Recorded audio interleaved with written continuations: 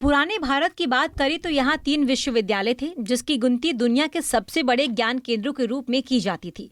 लेकिन इस पर विदेशी आक्रांताओं की नजर लगी और उन आक्रांताओं ने एक एक कर इन सभी विश्वविद्यालयों को नेस्तनाबूद कर दिया। विक्रमशिला विश्वविद्यालय भी ऐसे ही एक आक्रांता की क्रूरता का भीड़ चढ़ गया। बता दें कि विक्रमशिला विश्वविद्यालय को अफगान आक्रांता बख्तियार खिलजी ने नेस्तनाबूद कर दिया था। ये वही बख्तियार खिलजी है जिसने नालंदा विश्वविद्यालय को भी नेस्तनाबूद किया, और ये सब उसने सिर्फ अपनी सनक को पूरा करने के लिए किया था। दरअसल हुआ ये था कि अफगानिस्तान से चलकर भारत पर आक्रमण करने के दौरान एक बार वो बुरी तरह से बीमार पड़ गया। उसके साथ आए हकीम लाख कोशिश कर भी उसे बीमार मुक्त नहीं करा पा रहे थे। तब किसी ने बताया कि नालंदा ज्ञान का केंद्र है और वहां से किसी गुरु को लाकर आप अपना इलाज कराए तो आपकी जिंदगी बच सकती है। और ऐसा हुआ भी, लेकिन नालंदा के उस गुरु के प्रति एहसानमंद होने की जगह उल्टे उसने अपने यहाँ के ज्ञान से भारत में ज्ञान परंपरा के उत्कृष्ट होने के कारण इसे नष्ट करने की सनक सवार हो गई। इसी क्रम में उसने नालंदा और विक्रमशिला विश्वविद्यालय को नेस्तनाबूद कर दिया। कुंड के मंदिर में जो ये आदिवासी बहुल इलाके में शिव मंदिर है, उसी तरीके से वहाँ पूजा की जाती है। मंदिर के परिसर में जो कुछ खंडित मूर्तियाँ हैं प्रस्तर की, वो सब पाल काल की हैं।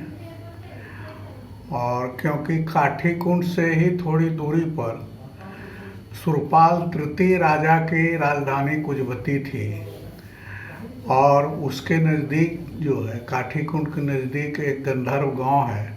वहाँ अभी भी बद्रयान से संबंधित बहुत सारे पाषाण के बने हुए खोटस पद्म चक्र और बहुत सी मूर्तियाँ मिलती हैं जो कि बद्रयान बौद्ध धर्म से संबंधित हैं। उसी तरह काठी कुंड और शिकारीपाड़ा के बीच में पंचवाहिनी स्थान है, वहाँ भी जो है सो बज्रयानी खोटस पद्म चक्र खंडित अवस्था में पड़ा हुआ मिलता है, जिसमें प्रोटो बांग्ला में तारा लिखा हुआ है।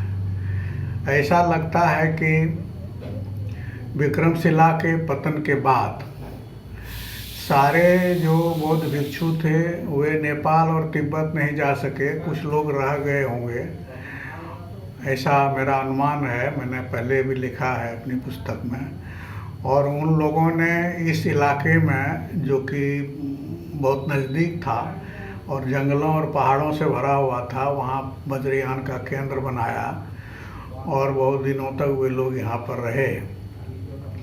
उसकी ही छाप मिलती है काठी कुंड के मंदिर में।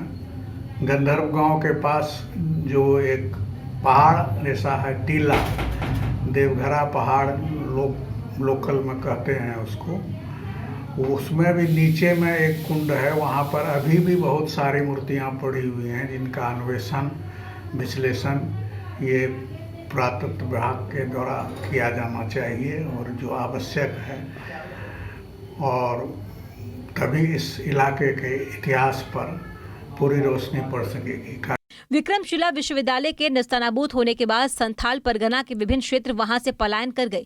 गुरुओं के द्वारा विद्या के केंद्र बनाए गए थे। विभिन्न जगहों से प्राप्त की गई बौद्ध तांत्रिक मूर्तियां, जिसकी विभिन्न मंदिरों में पूजा की जाती है, इस बात की गवाही दे रही है। विक्रमशिला विश्वविद्यालय जो कभी ज्ञान का केंद्र था, उसमें जब बख्तियार खिलजी ने आग लगा दी और लोगों को परेशान करना शुरू किया, तो वहाँ जो शिक्षक थे उसमें से बहुत सारे संथाल परगना में भी आकर के बसे थे और यहाँ भी उसकी अलग जगह थी, और उसके अवशेष यहाँ अभी भी मिल रहे हैं। हालांकि अभी ये मंदिरों में पूजा स्थल के रूप में है। अब ज़रूरत इस बात की है कि इसको इतिहासकार विशेष नज़र डालें, सरकार इसके लिए व्यवस्था करे ताकि ज्ञान के उस केंद्र की जहाँ जहाँ पर नींव पड़ी थी उसका लोग अवलोकन कर सके और यहाँ पर्यटन का विकास हो सके।